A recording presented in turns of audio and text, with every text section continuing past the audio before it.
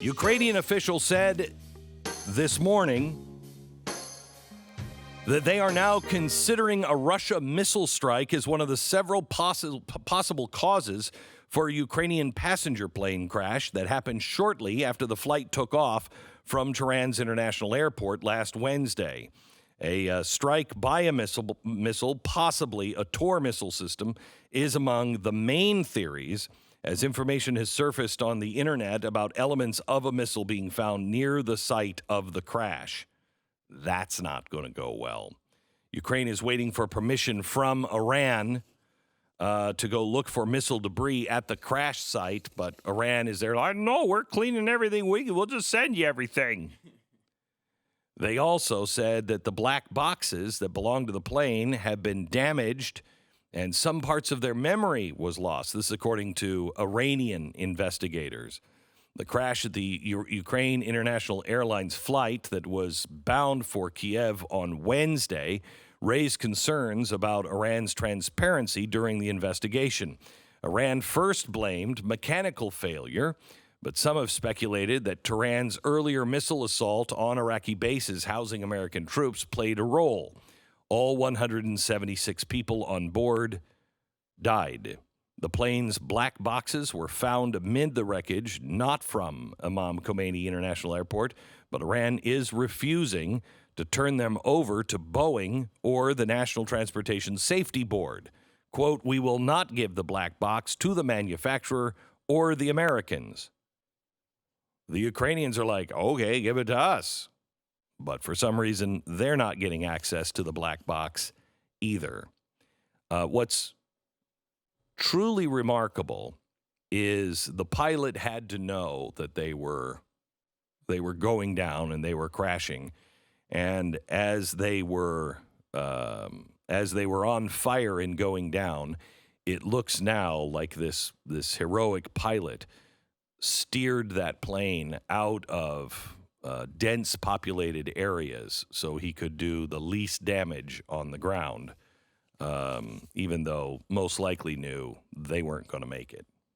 Yeah, it was really ugly, and it seemed almost impossible that it would be a coincidence that in the middle of firing rockets all over the place that this plane just goes down with 100. I mean, it's certainly theoretically possible it was a coincidence, but this would be a good day to be like the Alex Jones of Iran, like you're hosting a show and just blaming everything on a false flag. Like you got a really good argument on this one. You got a good one. This is a good one. Yeah. Yeah. I mean, it doesn't seem like. I don't know how good your chemtrails points would be that particular day. I don't know what side you would take in that.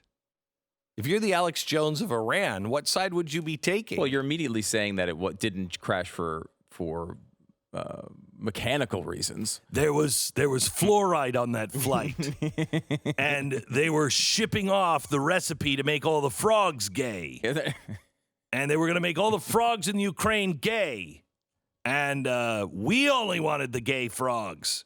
And so they shot it down. Well, that's a great point, too, is not the gay frogs part, but the Ukraine point, too. It's like every giant news story, a major intersection in one. Like, you could blame things. This is their way of getting rid of X, Y, and Z about Ukraine. Yeah. I mean, there were people on board that knew and had information about Donald Trump, and they made us look like we shot it down, but that was their whole thing. They were waiting for coverage. That guy was going back to Ukraine. They had to kill him. I mean, that's solid. I mean, you hate to hear about terrible stories like this, but this is what fuels the entire industry. And I got to assume there's got to be an Iranian Alex Jones over there broadcasting on he's radio. called the Ayatollah. That's a fair point. Except for them, nothing ever is a false flag. No, nothing. It's always that way. It is a fascinating story, though. I mean, the fact that happened in the middle of all of this. If you're the Ayatollah, and this shows, I think, that they don't want war. They are, at least at the very least, protecting themselves, because they could easily have blamed that on the United States. And you got to imagine 90% of the people in the country would have believed it. Yeah. You know what I mean? Like, you're in the middle of you just had who you apparently is the most respected person in the history of Iran, if you believe the media, Everyone's out there mourning, and there's millions of people out there. They fire back some missiles for the retaliation, which they claim has killed 30 American soldiers, killed 0 in reality.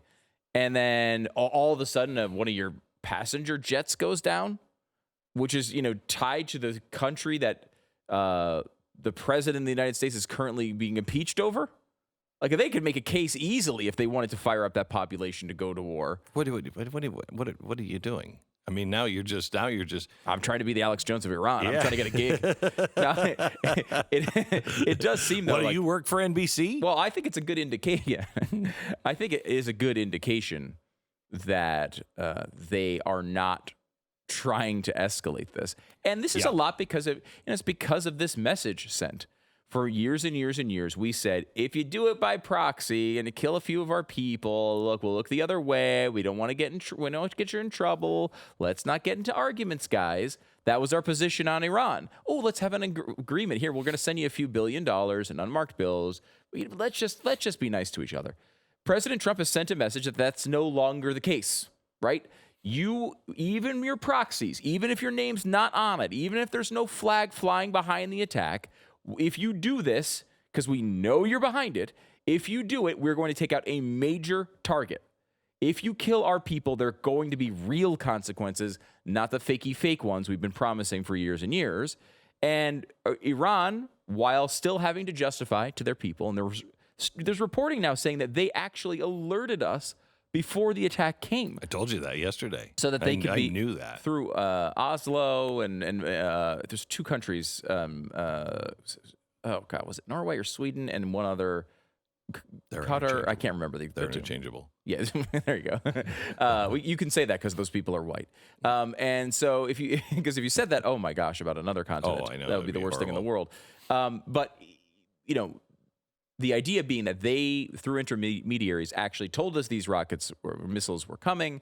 We had our guys clear out places where we were storing equipment, so those buildings were hit. I mean, it was a show, right? Mm-hmm. A show largely for the Iranian people to say we did something, but they do not seem to want to escalate this any further, and it seems like they got the message. Again, we said this yesterday. I think this is what Mike Lee was saying today is very important, that going forward, we make sure we do this the right way. It seems to be very well aligned with what Donald Trump ran on and what he actually believes.